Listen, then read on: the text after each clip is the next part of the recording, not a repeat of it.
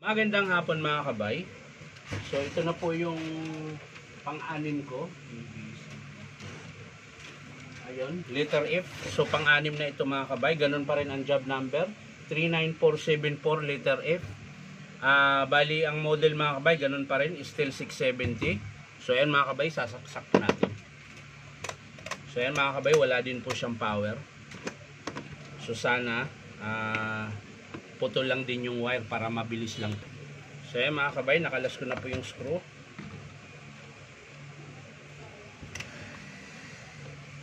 Check lang natin yung PCB board niya mga kabay. Medyo nangingitim na po. Pero syempre unahin natin dito sa cord dahil ito lagi ang nasisira. Tanggalin lang natin sa kanyang kinalalagyan mga kabay. Tapos hilain. So wala po rito mga kabay. Hindi ho siya putol. O baka naman dito mga kabay. Dito. Sa kanilang dinugtong. Sa pagkakataong are mga kabay ay gagamit na ho tayo ng twister. Dahil wala ho diyan. Dito muna tayo. Ayan. So gumagana siya mga kabay, maaring dito nga. So tester natin. Yan, meron yung kabila. Meron din. Bakit ayaw gumana? So rerekta natin mga kabay.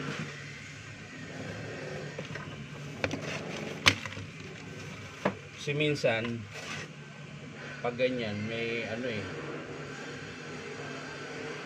tingnan natin dito kung gagana siya. Tingnan natin kung gagana siya dito mga kabay. So ayan mga kabay, gumamit po tayo ng ibang cord. So titingnan natin, titester natin. So ayan, di siya gumagana mga kabay. Hindi siya tawag nito. Pero nag-iinit po siya mga kabay. Oh. Hindi lang naikot yung pan. Ayan. So may power po dito. Wala pong problema dito. So dito po siya nagka-problema sa kanyang element tsaka PCB board. Ayan. Dito po siya nagkaka-problema.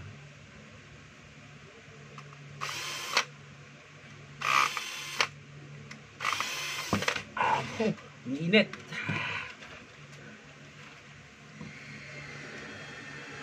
Ang init.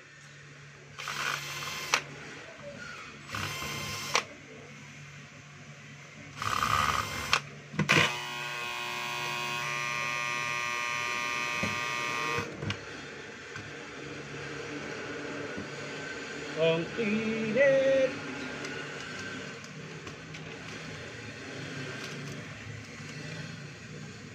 So ayan mga kabay, ganun din po ito nung nakaraan. Ayan, may ano po siya, nagdikit.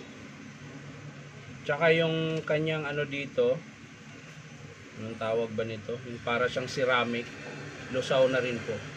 Tapos yung PVC board niya, ayan, siguro natalsikan to mga kabay. Meron pong nasunog. So buo naman po yan mga kabay, kaya i-estimate natin ng buo yan. So titingnan lang natin yung kanyang motor. Ayan. So okay pa po yung motor niya mga kabay. So ang sira lang niya mga kabay ay element, ito po, tsaka yung kanyang PCB board.